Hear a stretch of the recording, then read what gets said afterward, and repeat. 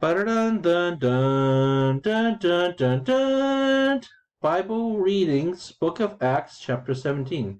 And when they took the road through Amphipholosus and Apollonia, they reached Thessalonica, where there was a synagogue of the Jews. Following his usual customs, Paul joined them, and for 3 Sabbaths he entered into discussion with them from the Scriptures, expounding and demonstrating that the Messiah had to suffer from the dead, and that this is the Messiah, Jesus, who I proclaim to you. Some of them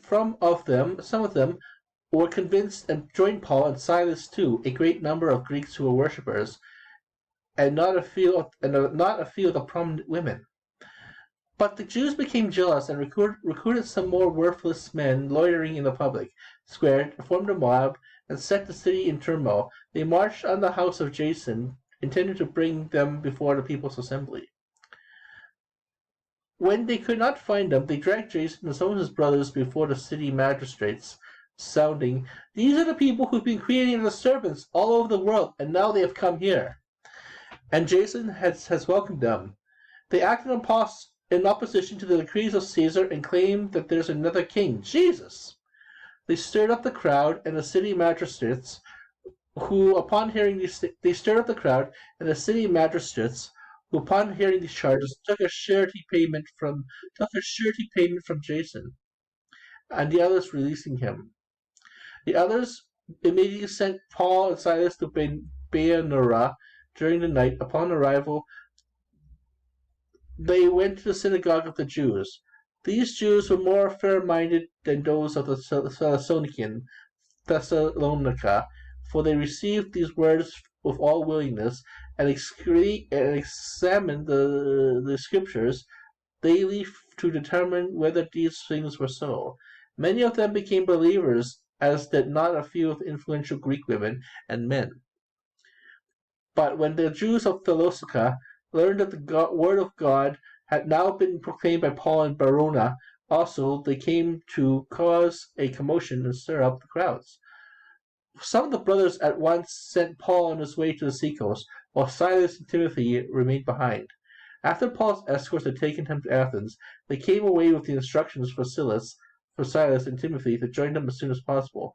While Paul was waiting for them in Athens, he grew exasperated at the sight of the city full of idols. So he debated with the synagogue, with the Jews, and with the worshippers, and daily in the public square, with whomever happened to be there.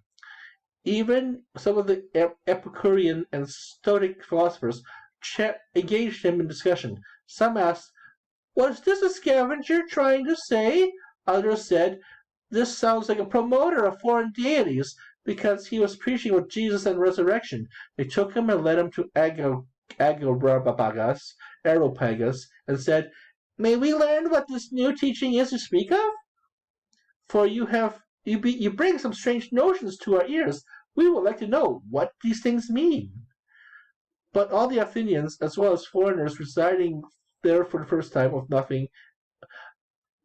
used their time for nothing else but telling or hearing something new.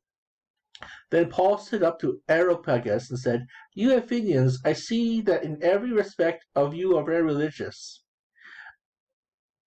For as I walked around looking carefully at your shrines, I discovered an altar inscribed to an unknown God.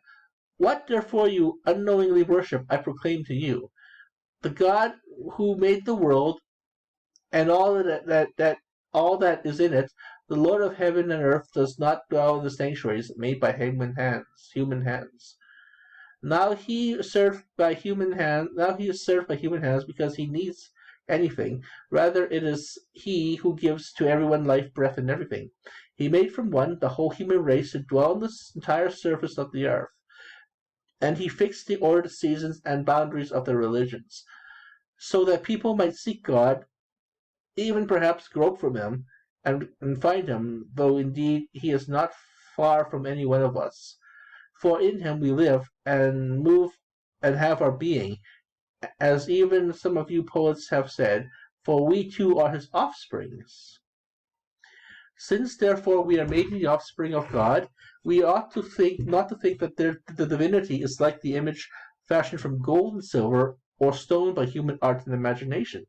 God has overlooked this time of ignorance, but he demands that all people repent everywhere, because he has established a day in which he will judge the world with justice, though through a man he has appointed, and he has provided confirmation by all raising him from the dead. When we learned about the resurrection of the dead, some began to scoff, but others said, "We would like to hear you on we would like to hear on this some other time." So Paul left them, but he did not join them. But some did not join him and became believers. Some did join him and became believers. Among them were Dionysius, a member of the court of Areopagus, a woman called Damaris, and others with them. Wow.